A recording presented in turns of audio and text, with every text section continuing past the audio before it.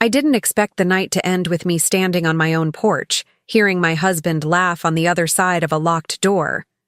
The cold hit first, that sharp Pittsburgh November wind that slices through silk and dignity. I was still wearing the navy dress I bought specifically for the charity dinner he insisted we look impressive at.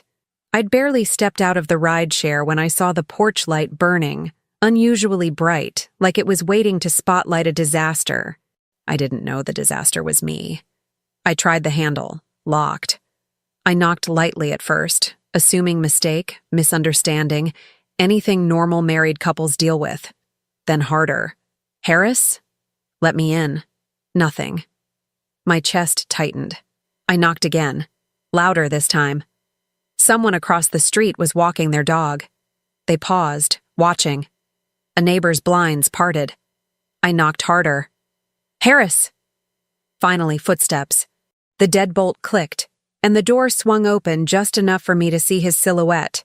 Not warmth, not concern, just irritation. What? He snapped. What do you mean what? Why is the door locked? I whispered, because the weight of eyes from the street pressed against my back. He stepped forward, blocking my way with an arm against the frame. He smelled like bourbon, and confidence that wasn't deserved. Elena, go somewhere else tonight. I need space. What are you talking about? We just left the dinner. Yeah, he cut in. And you embarrassed me. Again. I blinked at him. The dinner, his colleagues, his little performance, the sarcastic toast about how I dabble in freelance design while he carries the load. Everyone had laughed, thinking it was harmless workplace banter. I laughed too, even though it felt like swallowing a stone. I embarrassed you? I said slowly. You humiliated me in front of your entire team. He shrugged. If you can't take a joke, that's not my problem. Another face appeared behind him, Jenna, his coworker, leaning just slightly to see me through the crack of the door. Her hair was tucked in a messy bun, her expression smug. She didn't say anything. She didn't need to. My stomach dropped. Why is she here? Harris gave a short, dismissive laugh. She came over so I wouldn't have to deal with you alone while you're in one of your moods. The dog walker across the street had fully stopped. My next-door neighbor, Mr. Blake, was now standing on his porch, arms folded, pretending to check his mailbox. I felt the heat rush up my neck. Harris, open the door. We are not doing this in public. No, he said, loud enough for the entire block to hear. We are doing this right here because I'm done letting you drag me into your emotional chaos. Emotional chaos? My voice cracked. I came home. That's the point, Elena. His voice rose. This house isn't working with you in it anymore. He reached behind him, grabbed something, and shoved it through the gap. A cardboard box packed so carelessly that its contents slid around like trash. It hit the porch step with a dull thud. The lid popped open on impact. My breath left my lungs. Inside were my childhood photo albums, the old sketchbooks I kept tucked on my office shelf and wrapped in a piece of tissue paper, my father's watch. The one thing I refused to touch after he passed because I wasn't ready to break the last thread connecting us. It rolled out of the box and clattered across concrete, skidding to a stop near Mr. Blake's shoes. I froze. The whole world narrowed to that single watch lying face up in the cold. That's yours, Harris said loudly. So take your sentimental junk with you. A gasp came from the sidewalk. Someone muttered, Jesus Christ, under their breath. My hands trembled as I knelt to pick up the watch. The metal felt colder than the air. I lifted the photo album next. It was smeared with grime from the ground. Harris, how could you? My voice wasn't steady. It wasn't strong. It was hollow. Behind him, Jenna whispered something. He didn't bother lowering his voice as he answered. She needs to learn that consequences happen when she doesn't listen. I looked at him, really looked, and saw a stranger standing where my husband should have been. Move, I said quietly. I'm coming inside. No, he said. I'm done. I can't keep carrying you. The words hit harder than anything physical he could have thrown. I clutched the photo album. Carrying me? Harris, I supported you through grad school. I worked 2 jobs while you took unpaid internships. He cut me off with a wave of his hand. Stop living in the past. I'm the one with the real career now. Something inside me broke cleanly, silently. I felt the neighborhood watching. I felt humiliation coat my skin like rain. I felt the porch beneath my knees, cold and uneven. But beneath the wreckage, something else stirred. A quiet, burning thing. A thing that whispered, "Remember this." Harris's phone buzzed in his hand. He glanced down and smirked. "Look, Elena, go stay with your sister or something. I'm not doing this all night." He pushed the door closed. Click, deadbolt, absolute finality. The porch light hummed overhead. The wind snapped at my dress. I gathered the box in my arms and stood up, even though my legs didn't feel like they belonged to me. I looked at the house, my house, and something inside me shifted. Not collapse, not defeat, something cleaner, sharper. A new clarity forming at the edges of the hurt. "You'll regret this," I whispered. Not as a threat, as a fact. I walked down the steps, holding the pieces of my life in a cardboard box while the neighbors watched in stunned silence. I didn't look back again, because this was the night I realized something important. He thought he locked me out. But he had no idea what he had just unlocked in me. The night Harris locked me out didn't come out of nowhere. It felt sudden, violent, shocking. But the truth is, the cracks had been forming for years, thin at first, almost invisible unless you knew where to look. And I had been looking away for too long. When we met, Harris was the one who needed help. He was finishing his master's degree, drowning in student debt, working part-time at a campus lab. I had a steady design job back then, nothing glamorous but enough to pay the bills. I covered rent the first 2 years. I covered groceries, his textbooks, half his conferences. I never counted the cost because back then, we felt like a team. We married in a courthouse with 4 witnesses and the kind of hope only people in their 20s possess. And then, life started happening faster than we could keep up. My father passed unexpectedly, a sharp, world-ending shock that hollowed me out for months. He left me a small box of possessions, a stack of old files, and what I later learned was an investment account he had set up when I was a teenager. I never touched it. I couldn't. It felt wrong, like using something sacred. Harris told me to liquidate it. "No point having money just sitting," he'd said. "We could use it for a down payment." I refused. He dropped it then, but I remember the flicker of frustration in his eyes, a seed that would grow into something poisonous. After Arya was born, my world shifted. She became the anchor I didn't know I needed and the mirror that forced me to see everything clearly. Harris was a good father for a while. He rocked her to sleep, warmed bottles at 3 a.m., took pictures like he was documenting a museum exhibit. But as his career climbed, something changed. The long hours, the sharp tone, the way he corrected me in front of people, the way he called my business a side hobby, even when it paid half our expenses. He said he was stressed. He said I was too sensitive. He said we should be grateful for the life we were building. And I believed him, until the signs no longer made sense to ignore. The late-night team meetings, the suddenly private phone, the scent of someone else's shampoo on his shirts, the way he avoided eye contact when I asked simple questions. It wasn't proof, but it was something worse. Intuition with nowhere to land. 2 days after he locked me out, I sat at my sister's kitchen table, hands wrapped around a mug of coffee I wasn't drinking. Arya colored quietly beside me. My sister, Marisol, leaned against the counter, arms crossed. "Elena," she said gently, "he's been cheating. You know that, right?" I swallowed. "I don't have evidence." "You don't need evidence," she said. "You need honesty."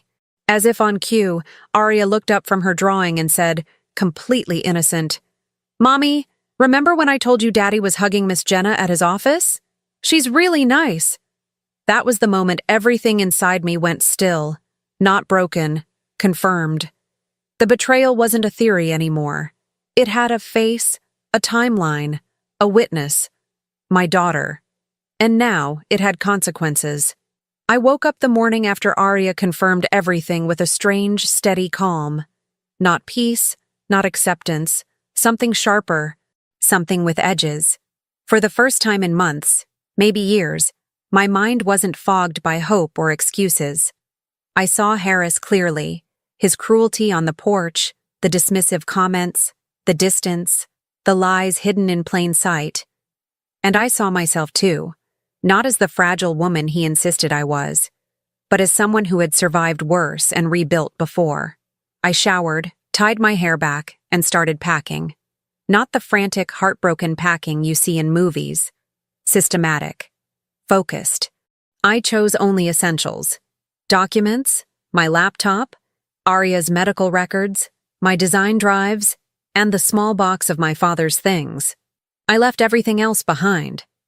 I didn't want anything that had Harris's fingerprints on it. At 10:14 a.m., I made the first call to an attorney recommended by my sister's coworker. A woman named Lena Cortez, who spoke with the calm confidence of someone who'd seen every kind of betrayal a marriage could produce. When I briefly explained the lockout, she didn't hesitate. He violated marital property rights. That works in your favor. Come in today. I didn't tell her I was scared. I didn't need to. She already knew. I dropped Arya off with my sister and drove straight to the bank next. Something had been gnawing at me since I'd picked my father's watch off the ground. The unopened file folder labeled in his handwriting. For Elena. I hadn't looked inside in years. That morning, I finally did. Inside were account numbers, investment summaries, a letter from him telling me he wanted me to have freedom money, something not tied to anyone else. I didn't know what the balance was. I didn't expect much. My father was smart but frugal, careful rather than rich. The banker typed the numbers into his computer. His expression changed so fast he couldn't hide it. "Ms. Rocha," he said quietly, "we'll need to review some details in a private room." My pulse kicked. "Is something wrong?" "No," he said. Quite the opposite. We sat in a glass office overlooking the lobby. He turned the monitor toward me. I stared. I blinked. I stared again. The amount wasn't small. It wasn't comfortable. It was life-changing. The kind of balance people talk about in hushed tones. My father had invested early in a few companies that had skyrocketed, and because the account sat untouched for more than a decade, it had multiplied into something Harris could never even dream of controlling.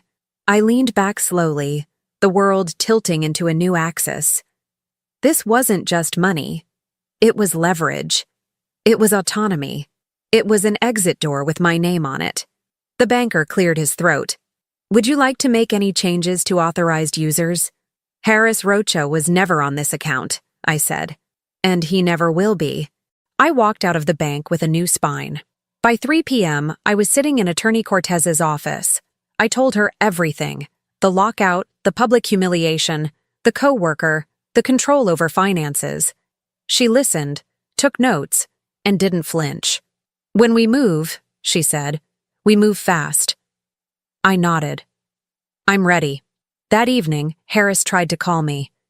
3 missed calls. One long voicemail full of anger, then confusion, then feigned concern. I didn't answer, because by the time his voicemail ended, I had already taken the first real step. I wasn't trying to fix the marriage anymore. I was preparing to dismantle it. The fallout didn't explode all at once. It started as small, sharp cracks, barely audible, but unmistakably the sound of a man losing control of the life he thought he owned. The first crack hit the next morning. I was eating toast at my sister's kitchen counter when Marisol looked at her phone and lifted an eyebrow. "Your husband just posted in the neighborhood group asking if anyone has a spare ladder," she said. "A ladder?" Then it hit me. I had changed the house alarm code. Legally allowed. My attorney confirmed it the moment he locked me out. "He can't get into his own house," I said slowly. Marisol smirked. "Looks like it. The image was almost funny. Almost. I stayed silent, letting the reality settle. Harris had locked me out to humiliate me. Now the house had locked him out. Difference was, I hadn't done it to punish him. I did it to protect myself. Intent mattered. Legally, it mattered even more. By noon, consequences grew sharper. I paused mid-brushstroke while helping Aria with her watercolor set when my phone lit up. Bank alert. Joint checking account access restricted. Another alert. Another. A third. Then one more. Attempted withdrawal denied. My chest tensed, but not from fear. From validation. Harris had just discovered that the accounts weren't his playground anymore. 2 minutes later, he called. I let it ring. He tried again. And again. The fourth call, I answered. His voice was tight, clipped. Elena, what did you do? Nothing illegal, I said calmly. Which is more than I can say for locking your wife out of her home. That was a misunderstanding. You had another woman inside our house. The only misunderstanding here was mine, thinking you still had integrity. He exhaled sharply, like he expected the conversation to bend in his direction. It didn't. Fine, he snapped. We'll talk later. No, I said. We won't. He hung up, and the next crack formed. Around 3 p.m., a co-worker of his, Sharon, someone who'd always been polite to me at company events, messaged me on Instagram. Hey, everything okay? People at the office are saying Harris's corporate card was declined at lunch and he lost it in front of clients. I stared at the message for a full minute. Declined. In front of clients. Harris, the image-obsessed perfectionist, humiliated in a way that pierced what he valued most. Reputation. I didn't reply. Not because I didn't appreciate the concern, but because I wasn't ready to talk to anyone about what was unfolding. By late afternoon, Jenna made her entrance into the growing disaster. She called me. I didn't expect that. I put the phone on speaker. Marisol mouthed, "Don't answer," but I did. Elena? She asked cautiously. Yes. It's Jenna. I waited. She hesitated, then rushed out. You need to tell Harris to fix whatever you did with the money. He's freaking out. He said you froze everything. That's not fair. I almost laughed. Fair? That word coming from her? Jenna, I said evenly. I didn't freeze the accounts. My attorney did. Legally. A beat of silence. Then, weakly, he's saying you're ruining his life. He ruined mine first. She didn't respond. I imagined her finally realizing she'd aligned herself with a man unraveling faster than she could manage. Eventually, she hung up without saying another word. The final crack of the day came at sunset. My sister looked out her kitchen window and stiffened.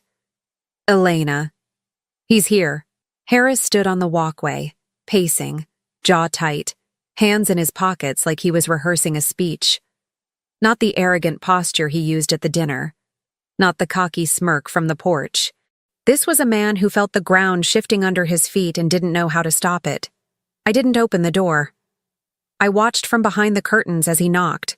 Not hard, not angry, but desperate enough to sting. Please, Elena, he called quietly. We need to talk. Marisol put a hand on my shoulder. Don't. I didn't move. I didn't answer. I didn't even breathe for a moment. Because for the first time, the power wasn't in his hands. It was in mine. 3 days passed before Harris managed to corner me in public. And only because I let him. Lena, my attorney, insisted all communication go through her. But I wanted one moment. One clear, undeniable moment where the truth stopped being whispered in corners and finally stood out in the open where he couldn't twist it.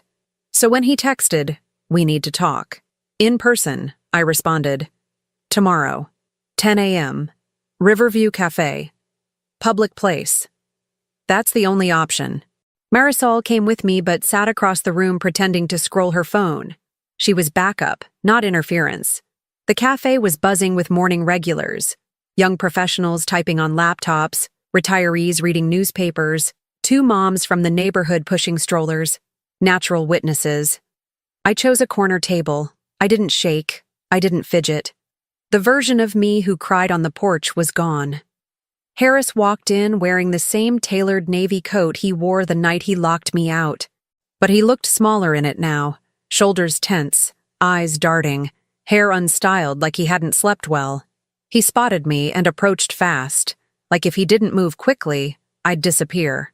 "Elena," he said, sliding into the seat across from me. His voice had that forced calm tone people use when they're trying to hide panic. "This has gone too far." "No," I said. "This has gone exactly where your actions led it." He flinched. The waitress arrived before he could respond. "Coffee?" she asked. "For me, yes," I said. "For him, no," she added, confused. "He won't be staying long," I said simply. Harris exhaled sharply. "Okay, enough with the performance. You've made your point." I leaned back, folding my hands in my lap. "What point is that?" "That you're angry," he snapped. "That you can freeze accounts. That you can ignore my calls. Fine. Congratulations." A couple at the next table looked over. Harris noticed and lowered his voice. "Elena, you're hurting both of us. This divorce talk. You're the one who ended the marriage," I said. Calm, quiet, but strong enough that two nearby laptops stopped typing. He stiffened. "I never said I wanted a divorce. You locked me out, with another woman inside." His jaw clenched. "That was a misunderstanding." "And the emails?" I asked. He froze. I pulled out my phone and tapped the screen. A few screenshots appeared. Timestamps, meeting room reservations, forwarded messages where Jenna complained to a coworker that Harris was emotionally suffocating her with drama about his wife. And the kicker, 2 voice notes he'd accidentally sent to his colleague instead of her. I hit play on one. Low volume but audible. In it, Harris said, "Elena's dead weight. Once I get promoted, I'm done carrying her." Every conversation in the cafe didn't stop, but it slowed, like the whole room leaned subtly closer. His face drained of color. "You shouldn't have those. That's private." "You made it public when you said it to half your office," I replied. He looked around now, finally realizing people were watching. His voice cracked with that faint, fragile anger men use when they feel cornered. Not righteous, not confident, but afraid someone is seeing who they really are. "Elena, you are ruining me," he hissed. "No," I said. "I'm revealing you." That line landed, clean, sharp, final. Phones rose around us, subtle but unmistakable. Someone recorded. Someone else whispered his name. A barista paused mid-wipe of the counter. Harris swallowed hard. "Can we please talk somewhere private?" "No," I said. "Because you didn't give me privacy when you tore apart my life on my own porch. You didn't give me privacy when you spent months lying to me. You didn't give me privacy when you humiliated me in front of your colleagues." He shifted, chest rising and falling faster. Then the moment I didn't expect happened. Jenna walked into the cafe. Her eyes widened when she saw us. She approached hesitantly. "Harris, can we talk?" He shot her a furious look. "Not now." She glanced at me nervously, then at the phone in my hand. Then she whispered, almost inaudibly, "You didn't tell me you locked her out." Every head in earshot turned. Harris stood abruptly. "This is a circus. I'm not doing this." "You already are," I said, rising calmly. I didn't shout. I didn't cry.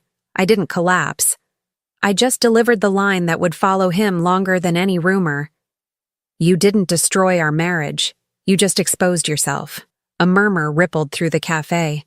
Someone actually said, "Wow." He reached for me as if to salvage the scene, but Jenna took a step back, shaking her head. "I can't be part of this." She walked out. He stood alone. And I left him standing in his own wreckage, the whole cafe watching as the man who once controlled every room finally lost control of the only one that mattered. I expected Harris to disappear for a few days after the cafe incident. Hide, regroup, process the humiliation. But that's not who he was. Harris couldn't sit with shame. He had to bury it under noise. By the next morning, he had already begun. I woke up to 3 missed calls from unknown numbers and 1 message request on Instagram. You should be careful about ruining people's reputations. It can backfire. Anonymous. I didn't need detective skills to guess who sent it. The tone reeked of Harris. Dramatic, vague, and weirdly proud of itself. I scrolled down. He had posted a 15-second Instagram story at midnight. Black background, white text, dramatic music. When someone you love becomes unrecognizable, all you can do is pray for them. Some people break under pressure. Some people destroy what they can't control. No names, no details. But the implication was loud. I was unstable, overreacting, dangerous, classic reverse victim and offender. Within an hour, mutual acquaintances started messaging me. Is everything okay? Is this about you? Did something happen? I ignored all of it. Let him speak. Let him spin. People who rely on performance eventually forget they're performing for the wrong audience. At noon, Lena called. I've seen the posts, she said. Don't respond. Document everything. He's panicking. That's good for us. But Harris wasn't done. By early afternoon, he uploaded a second story, this time a video. He filmed himself sitting in his car, wearing that navy coat again, eyes red as if he'd practiced looking emotional in the rearview mirror. I've tried everything, he said, voice trembling just enough to fool people who didn't know him. Marriage takes work, sacrifice, empathy. But when someone decides they want to hurt you, there's nothing you can do. He paused dramatically. I just hope she gets help. I almost laughed. Marisol actually did. Oh my God, she snorted. He's staging a daytime drama monologue. But the problem wasn't how ridiculous it was. It was that people were believing him. Within hours, comments poured in beneath his posts. Stay strong. Some people just snap. You deserve better, man. Praying for you. He was building a narrative, and he'd always been good at that. But here's the thing about narratives. They crumble when the truth shows up with receipts. Around 4 p.m., I got a DM from someone I barely remembered. A woman named Jess, who used to work at the same firm as Harris. Hey, I know this is forward, but I think you should see something. I can't stand dishonesty. She attached a private link to a shared folder. Inside were screenshots. Dozens. Conversations between Harris and Jenna complaining about keeping the wife in line. Messages where he bragged about controlling all the money. Notes he sent to a coworker describing me as a financial liability. And the worst, a voice memo where he said, I'll look like the victim either way. People believe whatever I tell them. I felt something cold spread through my chest. Not fear, recognition. People like Harris didn't implode quietly. They detonated loudly and hoped the smoke covered the truth. I thanked Jess and saved every file. At 7:42 p.m., the narrative flipped. Someone from Harris's workplace, anonymous but clearly fed up, leaked the cafe footage. It spread through local group chats like wildfire. Then it landed in a Pittsburgh gossip account with 87,000 followers. Local consultant caught in cafe altercation with wife. Who's lying? The video wasn't long, but it didn't need to be. Harris raising his voice. Me remaining calm. Jenna saying, You didn't tell me you locked her out. My line that echoed through the entire cafe. You didn't destroy our marriage. You just exposed yourself. 30 seconds of pure clarity. Comments flooded in. This changes everything. So he lied on his stories? Gaslighting in HD. The wife handled this like a queen. The coworker admitted it. He's done. Locking her out? That's abuse.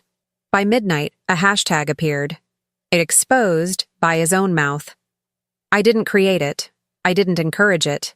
But it grew, fast. Hundreds of posts, then thousands. People stitching the video with commentary, relationship coaches weighing in. Even a therapist account breaking down his behavior. Harris tried to fight back. He posted another story at 1 a.m. Don't believe everything you see. But the damage was done. When liars speak, it sounds defensive. When truth speaks, it sounds final. And the truth was everywhere now. In comments, in reposts, in reaction videos, in the whispered conversations at his office. The narrative he tried to weaponize became the one that destroyed him. And for the first time since the porch, I felt the ground shift beneath my feet. Not in fear, but in momentum. My story wasn't collapsing. It was finally being heard. And his? It was burning. Fast. The morning after Harris's PR spiral collapsed, Lena called me before I even finished my first sip of coffee. "Elena," she said, sounding unusually energized. "The timing is perfect. We're filing today." I didn't need to ask what she meant. The cafe video, the leaked messages, the voice memo. Every piece of evidence had turned the divorce from a negotiation into a dismantling. "Are you ready?" she asked. "Yes," I said. And I meant it. The legal hammer drops at 11:17 a.m. Elena filed for legal separation with immediate temporary orders. Exclusive occupancy of the marital home awarded to me. Immediate financial disclosures from Harris. Freeze on all joint funds except those allocated for Arya. Emergency protective order based on the lockout and intimidation. Custody arrangement granting Harris supervised visitation until review. Supervised visitation. From the man who once bragged about being the stable parent. Lena sent me a copy of the documents. It felt surreal seeing everything printed in black and white. Every humiliation, every cruelty, every lie. But instead of hurting, it felt clarifying. At 12:08 p.m., the filings hit Harris's email. At 12:14 p.m., he called me. I let it go to voicemail. At 12:19 p.m., he called my sister. She declined. By 12:31 p.m., he called my attorney's office and Lena sent me a screenshot that made me exhale a long, steady breath. "Please tell her I'm willing to work something out. This is too extreme." Extreme was locking your wife out. Extreme was lying publicly. Extreme was weaponizing reputation. Lawyers didn't call that extreme. They called it grounds. The workplace fallout. But legal consequences were only one part of the collapse. Around 1 p.m., I received a message from Sharon again, the co-worker who had messaged me about the declined corporate card. He's in a meeting with HR. People are saying Jenna filed a formal complaint. This is bad for him, Elena. Really bad. I didn't respond. Not out of spite. Out of preservation. An hour later, another message. He left the building with a box. Security walked him out. The man who once prided himself on being the most polished consultant in the firm was now the subject of office gossip, HR memos, and whispered sympathy for Jenna, the coworker who had finally realized she was aligning herself with a sinking ship. He didn't get fired on the spot, but he was placed on administrative suspension pending investigation. In the corporate world, that was code for start printing your resume. And in the same hour, his corporate Slack privileges were removed. Everything he'd built professionally, gone because he couldn't control himself. The financial unraveling that same evening, Lena and I reviewed Harris's preliminary financial disclosures. Or rather, the lack of them. "Look at this," Lena said, dropping a stack of documents on her desk. He had forgotten to disclose a brokerage account with moderate holdings, a crypto wallet, a $7,500 transfer to a consulting expense, clearly Jenna, a bonus from last quarter, a miscellaneous loan to his brother. "He thinks he's clever," Lena said. "He's not." She filed a subpoena for full records. His attempt to hide assets didn't just hurt his credibility, it handed us leverage. Under Pennsylvania law, failing to disclose assets could result in awarding me a disproportionate share of marital property. By the time Lena finished her calculations, the estimates were staggering. I wouldn't just get half, I would get more. His actions had handed me the financial win he thought he was protecting himself from. The father-in-law reckoning 2 days later. Harris's father, a stern, old-school man named Frederick, called me out of nowhere. "This is Frederick Rocha," he said stiffly. "I need to speak with you." My pulse tensed. He had never liked me. Not openly rude, but cold in a way that felt personal. "I saw the video," he said. "I need to know, did he really do all of this?" "Yes," I said. "And more." There was a long, heavy silence. Then he whispered something I never expected. "I'm so sorry, Elena." I blinked, momentarily speechless. He went on. "I raised him better. I don't know what happened. I'm ashamed of him." Another pause. "I want you to know," he continued, voice breaking, "you and Arya will always have a place in this family. He's the one who is no longer welcome." I didn't cry often anymore. But that call almost broke me. Not because I needed his approval. I didn't. But because Harris's actions had finally been witnessed by the one person whose respect he'd spent his entire life trying to earn. And he'd lost it. The brothers' withdrawal. The next day, his younger brother Owen sent a message. "I'm sorry. I love my brother, but what he did to you, it's inexcusable. If you ever need help with Arya or anything, please ask. When the people closest to you step back, you learn who you really are." Harris was learning fast. The mistress collapses 2 days later. I got an unexpected email from Jenna. Subject line: "I'm sorry." The message was short, shaky, and full of regret. She apologized for everything: the secrecy, the denial, the part she played. She revealed that Harris had promised her a future, promised money, promised stability. And when everything fell apart, he blamed her to save himself. "He said you manipulated me," she wrote. "But now I see he manipulates everyone." She ended the message with a line I didn't expect. "I hope you ruin him in court." I didn't respond. Not because I was angry, but because I no longer needed anything from her. Her conscience was hers to carry. Mine was clean. The final collapse of his world. The last blow came quietly. Harris moved out of his temporary corporate rental and into a small, aging apartment on the outskirts of the city. He couldn't afford the townhouse. He couldn't keep up with legal fees. He couldn't access joint funds. He had no company to hide behind. No mistress to validate him. No family to defend him. And every time he tried to paint himself as the victim, the internet reminded him of reality. The cafe video had become a reference point, a meme, a cautionary tale.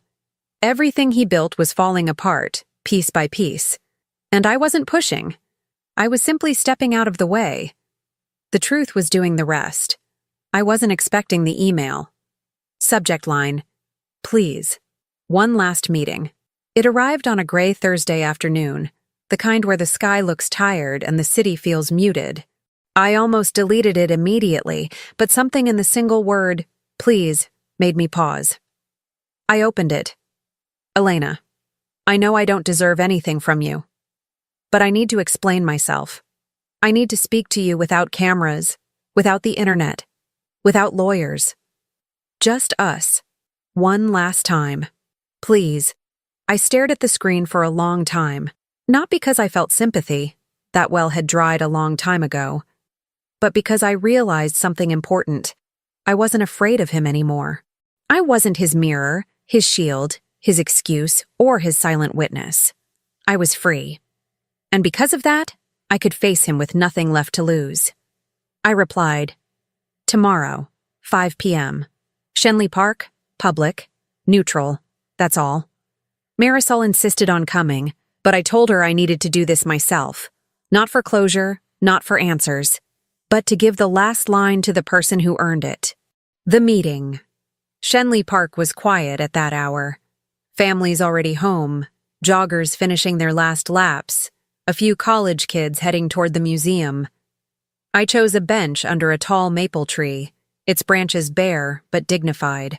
I saw Harris approaching from the parking lot. He looked smaller, not thinner, not weaker, just reduced, like someone had scraped away all the layers he used to hide behind. Gone was the tailored coat. He wore an old navy hoodie, one I remembered folding years ago. His hair was unstyled, shadows under his eyes carved deep. He walked like someone carrying weight he could no longer deny. He stopped a few feet away. "Hi," he said softly. "Sit," I said. He did. For a moment, we just watched the bare branches sway in the wind. He rubbed his hands together, like he needed something to hold. "Elena," he began, "I'm sorry. For everything. For the lockout. For the lies. For the way I treated you in front of people. I was angry and insecure and stupid and—" "You were cruel," I said, cutting in calmly. "Not insecure. Cruel." He flinched, but nodded. "Yes, cruel. I've been replaying it over and over. What I said. What I did. I don't know why I—" "You do," I said. "You always knew. You just never wanted to admit it." Silence. He wiped a hand across his face. "I lost everything, Elena. My job. My reputation. Jenna. My family. My home." His voice cracked. "I'm living in a one-bedroom place near the highway. I can hear trucks all night." I didn't respond. Not because I didn't care, but because I wasn't responsible. He swallowed hard. "I didn't think it would get this far." I turned to him finally. "Of course you didn't. People like you never think past your own impulses. You act, then expect the world to clean up after you." His eyes brimmed with something desperate. "I'm not that person anymore." "You still are," I said. "The difference is now the consequences are louder than your excuses." He dropped his gaze to the ground. The truth comes out. He took a shaky breath. "I miss you." "No," I said. "You miss the version of me you could control." He closed his eyes, pain flickering across his face. "I miss our life. Our life was built on me holding us together while you tore pieces away," I said. "You don't miss the marriage. You miss the stability I gave you." He didn't argue. He couldn't. "And you know what?" I added. "I'm glad you're finally living without it. Not because I want you to suffer, but because it was never my job to be your foundation." His shoulders sank. "Elena, can you forgive me?" he whispered. I looked at him carefully, considering the question. Forgiveness. The word felt heavy, tangled, too complicated to offer freely. "I don't hate you," I said honestly. "But forgiveness isn't something I owe you. It's not something you earn with an apology. And it's not something you get just because you're finally uncomfortable." His lips trembled. "I know I don't deserve anything, but I needed you to hear me try." "I heard you," I said. "But what you're asking for isn't forgiveness. You're asking for relief. And I'm not the person who can give you that." He let out a breath that sounded like defeat. Pure and simple. The final line. After a long silence, he whispered, "I loved you, Elena." "I believe you did," I said. "But love isn't enough when a person chooses destruction over honesty." He nodded slowly, eyes glistening. "Is there any chance at all, that we could try again someday?" The question wasn't hopeful. It was the last flicker of a dying flame. I stood. He looked up at me with something close to pleading. "No," I said quietly. "Not in this lifetime. Not in any version of it." His expression collapsed. Not dramatic, not theatrical, just painfully human. I stepped back, letting the distance settle between us like a final curtain. Then I delivered the line that ended everything. "You destroyed the home. I just rebuilt mine without you." Harris's breath hitched. He reached toward me like he wanted to fix something that no longer existed. But I had already turned. The air was cold. The sky was gray. The world felt wide open again. I walked away without looking back. Not because I wanted to appear strong, but because I was. And this time, he wasn't the one leaving me behind. I was the one leaving him in the life he created. I didn't realize how quietly life reshapes itself until months had passed, and the chaos finally settled into something honest. Not perfect, not magical, just honest. And that was enough. The legal process took time, as these things always do.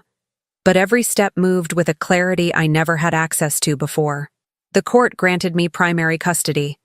The house became legally mine, though I chose to sell it anyway. I didn't want to sleep in walls that remembered too much. Arya and I moved into a sunlit apartment near Frick Park, a place with big windows and soft morning light that felt like a reset button. My father's account, this quiet, patient gift he left behind, became the foundation I didn't know I'd need. I didn't touch most of it. I didn't have to. My design business, once dismissed as a side hobby, grew faster than I expected. Clients came through referrals, through the cafe video, through people who said they admired how I handled myself. I didn't plan for any of that. I just showed up to my own life for the first time in years. Aria changed too. She laughed more. She asked fewer cautious questions. She didn't flinch when a door shut too loudly, didn't watch adults' faces to decode tension. She just existed the way a child should. Light, curious, free.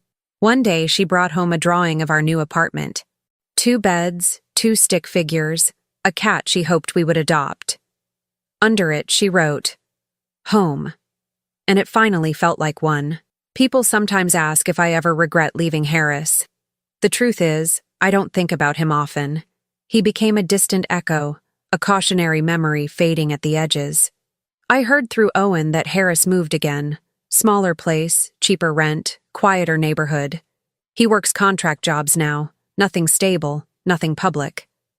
His father barely speaks to him. Jenna avoided the entire situation by transferring departments and blocking him everywhere. The internet forgot him after the drama dried up. Most people always forget the men who tried to build their identity through control. They're not interesting once the mask falls. Every few months, Harris sends a long message asking how I'm doing. They're polite, reflective, trying too hard to sound grown. I don't respond. Not because I'm angry, but because my life no longer bends toward him, not even in memory. The real turning point wasn't the money, or the court rulings, or even the freedom. It was waking up one morning and realizing I felt nothing. No bitterness, no fear, no craving for answers, just space. A wide, open space inside me I'd never had before. I started running again, learned to cook dishes my mother used to make, reconnected with old friends, took Aria to the science center every Saturday. We planted herbs in pots on the balcony, basil, rosemary, mint. They grew fast. So did we. When I think about the porch now, the cold November night, the door closing in my face, the watch hitting the concrete, it doesn't sting the way it used to. That moment didn't end my life. It redirected it. It pushed me into a version of myself I would have never met if everything had stayed comfortable enough to tolerate. Sometimes betrayal doesn't break you. Sometimes it frees you from a life that was already too small. And when I walk Aria to school, or sip coffee in my quiet kitchen, or look out at the skyline from my balcony, I realize something simple. I didn't just rebuild my life. I built one that was finally mine,